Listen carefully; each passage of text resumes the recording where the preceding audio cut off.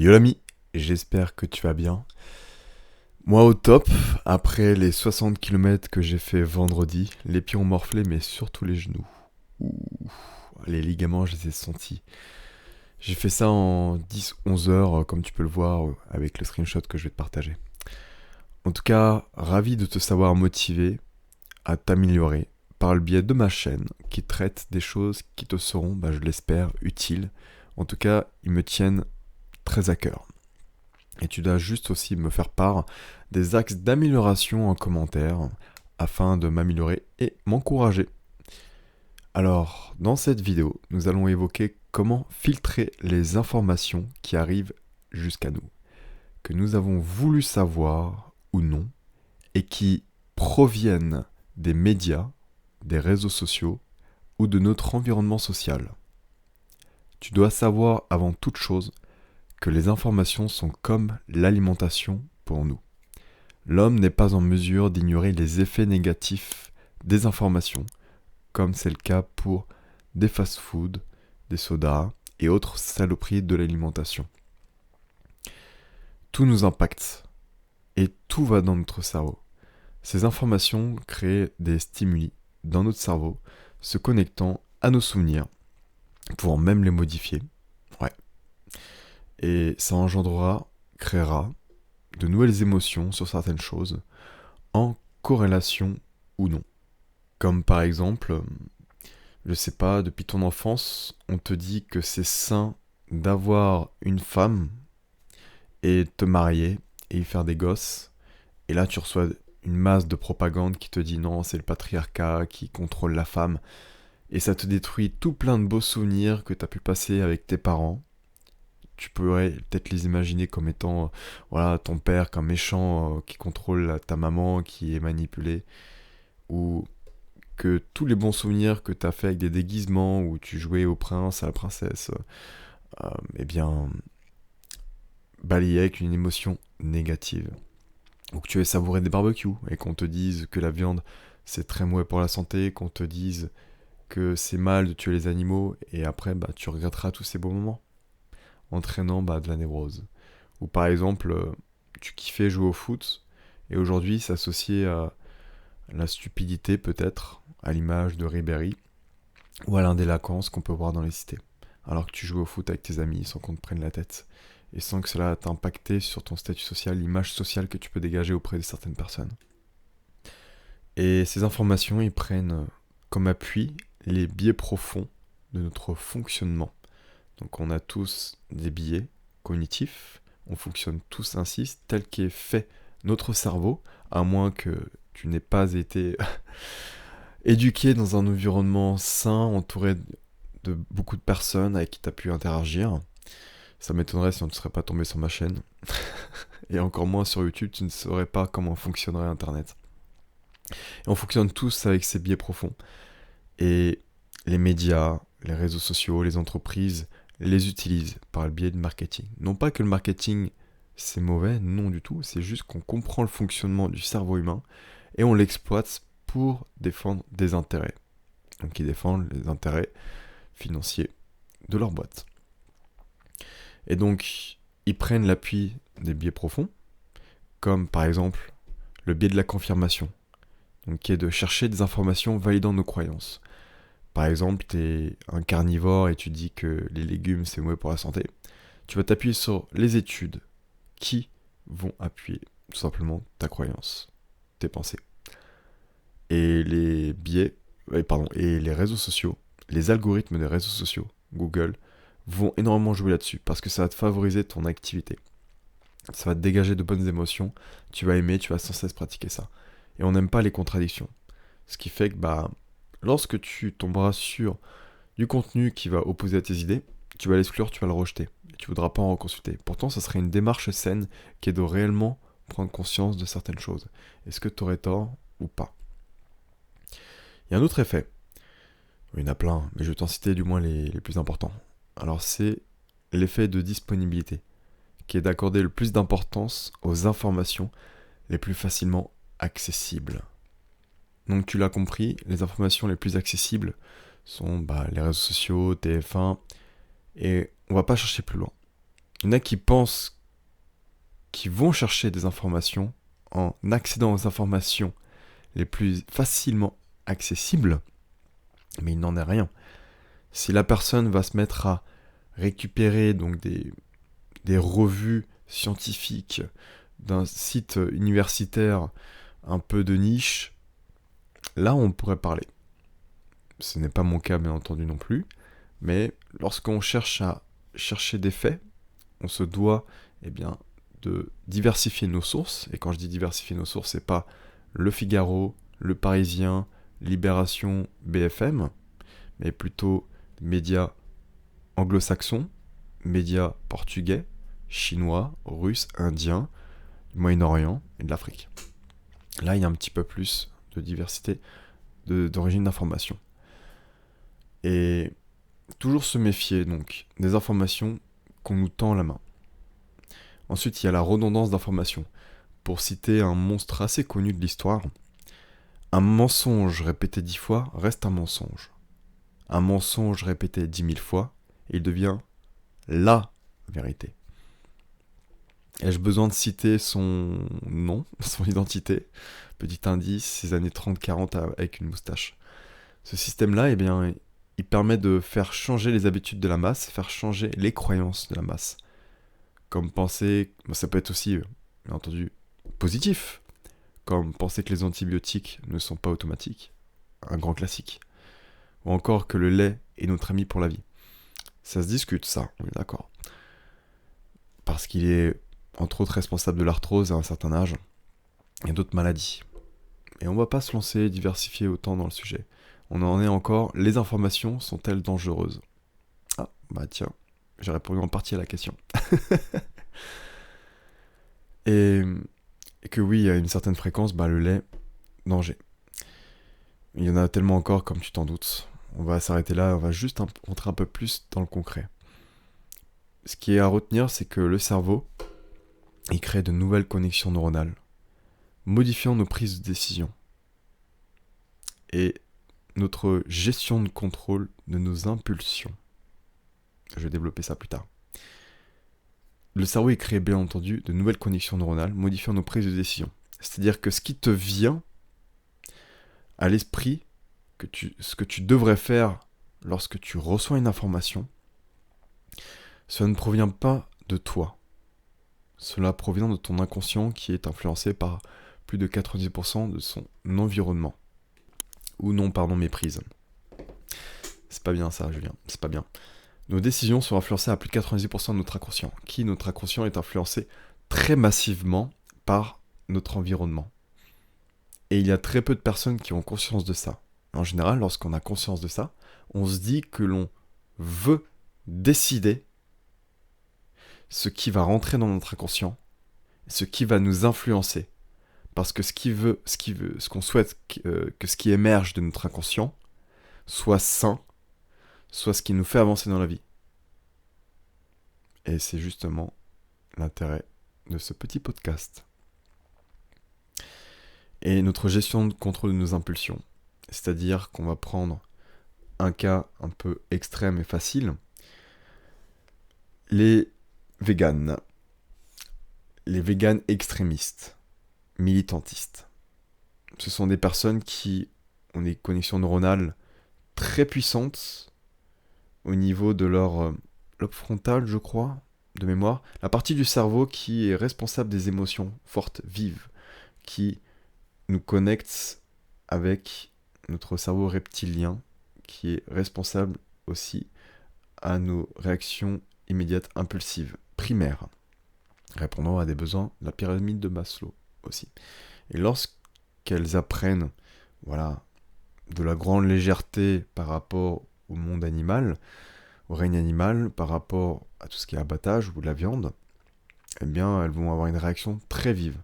Pas de prise de conscience, pas de prise de contrôle. On peut se dire, ouais, mais c'est pas ouf d'avoir ça. Quoique, t'as ta femme et tes gosses qui se font agresser par quelqu'un, j'espère pour toi que t'as pas à réfléchir pour aller la défendre. On va se le dire cash. Après, bien entendu, avoir une certaine intelligence, dans nos actes, mais ce qui est sûr que le réflexe cognitif qu'on se doit d'avoir, c'est d'aller défendre nos proches.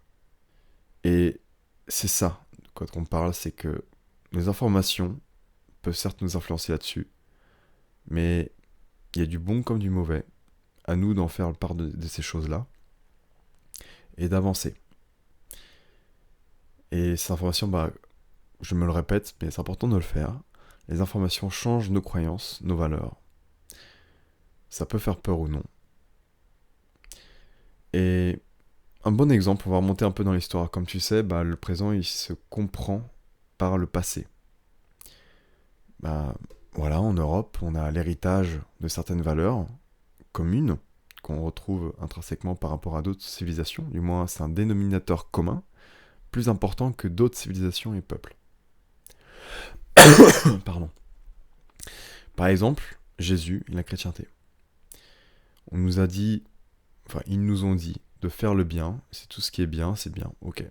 On garde ça en tête depuis l'enfance, alors que d'autres prônent autre chose, comme la loi du plus fort, comme le fait de vouloir penser à la communauté avant autre chose, uniquement par défense d'intérêt, pas à se dire que c'est bien. Alors que nous, on nous dit, c'est bien de penser pour les autres, et pas par défense d'intérêt ou par la loi du plus fort.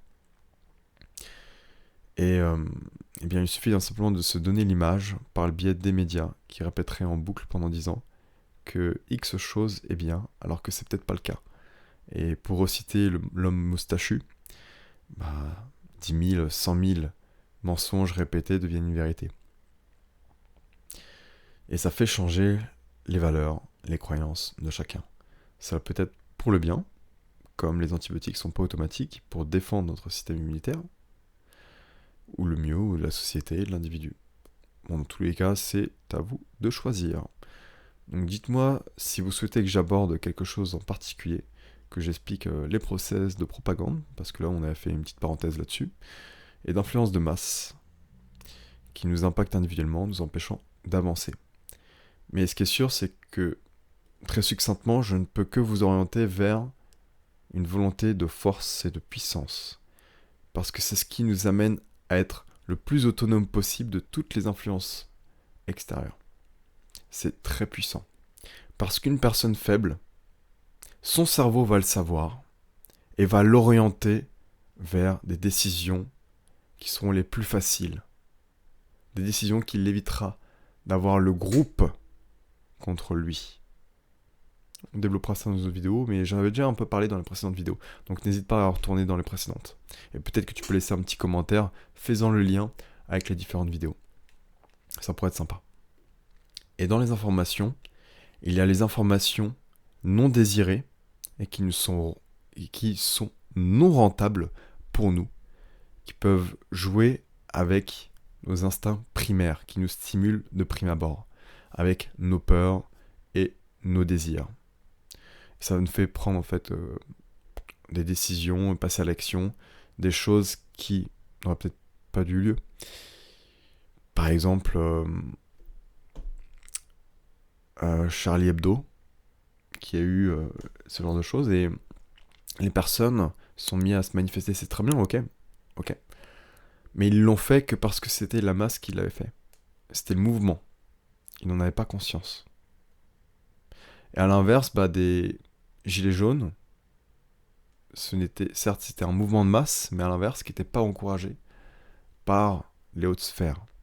Ce qui a amené à ce que cela s'essouffle très vite, et que même ceux qui étaient à l'origine des gilets jaunes ont complètement changé. C'est-à-dire que ceux qui manifestaient au début étaient complètement différents que ceux qui manifestaient dans les derniers événements. Un remplacement de manifestants.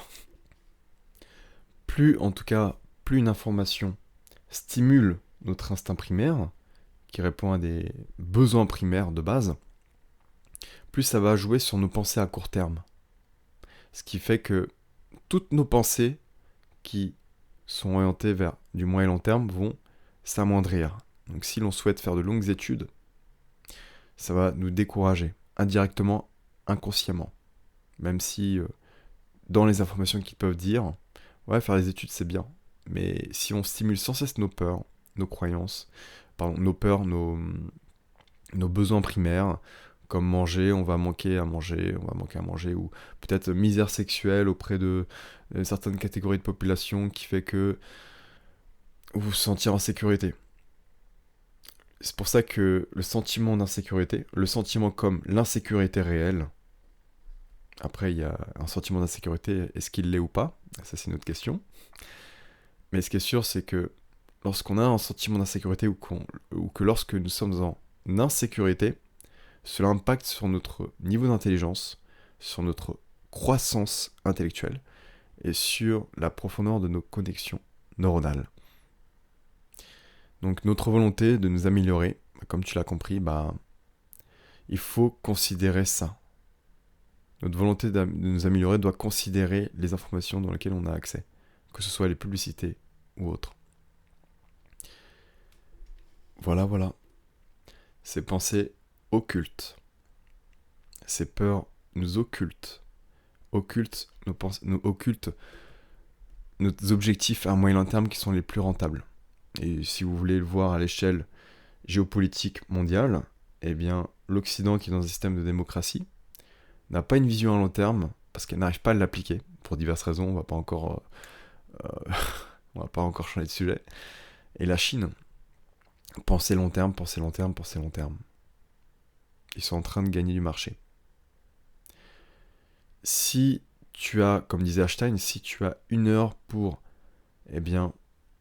résoudre un problème extrêmement compliqué, Einstein dit, je passerai 55 minutes à trouver la bonne question et 5 dernières minutes à répondre à cette question. Et qu'est-ce qui avait dit ça aussi?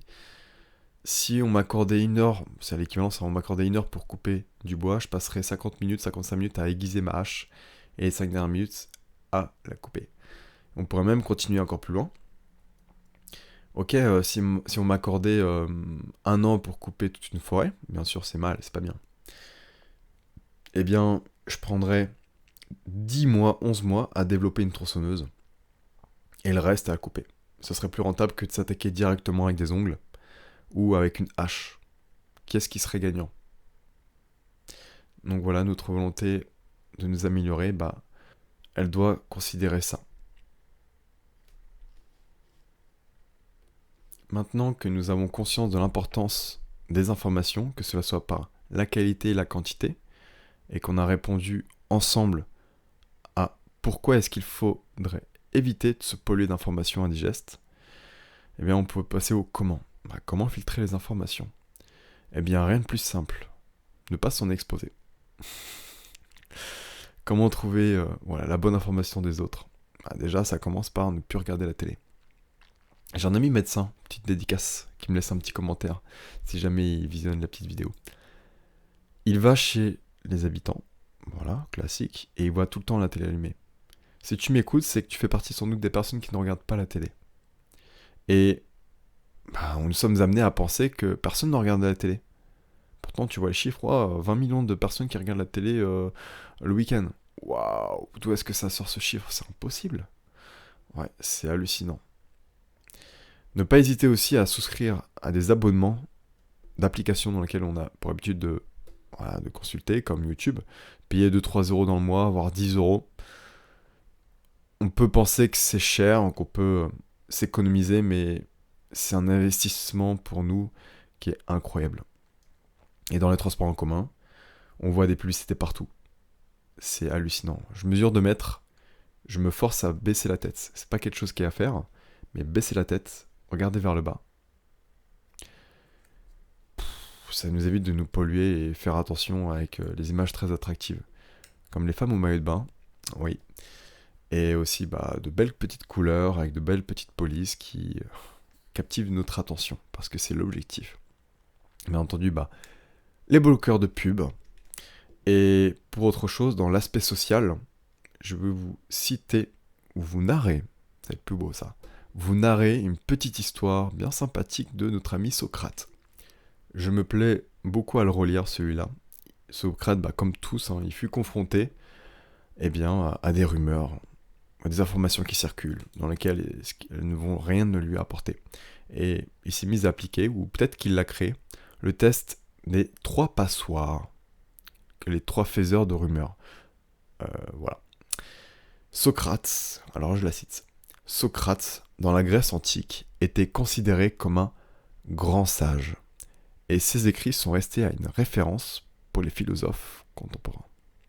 Un jour, un de ses amis est venu trouver le grand philosophe et lui dit « Sais-tu ce que je viens d'apprendre au sujet de notre ami ?» Socrate. Un instant, attends. Avant que tu ne me le racontes, j'aimerais te faire passer un test, celui des 3 passoires.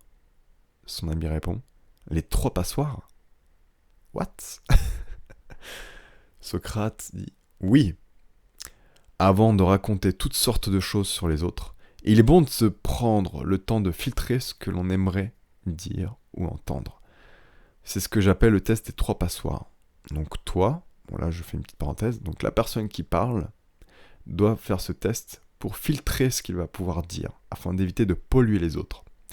Et la personne qui écoute se doit d'appliquer un filtre de test afin de savoir si ça serait pertinent ce qu'il doit appliquer. Et là, c'est exactement ce qui se passe dans cette histoire. La première passoire est celle de la vérité. As-tu vérifié si ce que tu veux me dire est vrai ? La personne répond « Non, j'en ai seulement entendu parler. » Socrate. Très bien, tu ne sais donc pas si c'est la vérité. Essayons de filtrer autrement en utilisant une seconde passoire, celle de la bonté. Ce que tu veux m'apprendre sur mon ami, est-ce qu'il s'agit de quelque chose de bien, positif ? Ah non, au contraire. Donc, continua Socrate, tu veux me raconter une mauvaise chose sur mon ami dont tu n'es même pas sûr que cela soit vrai. Tu peux peut-être encore passer le test, car il reste un 3e passoire, celle de l'utilité. Est-il utile que tu m'apprennes ce que mon ami aurait supposément fait ? Non, pas vraiment, hésita l'ami en question. Alors, conclut Socrate, si ce que tu as à me raconter n'est ni vrai, ni bien, ni utile, pourquoi me le dire ? Alors, vous l'avez ? Je la trouve très pertinente, cette petite histoire. En tout cas, ravi d'avoir pu te narrer cette histoire, ravi d'avoir pu te faire ce podcast, et ravi que tu aies écouté jusqu'au bout. Ça me fait très plaisir.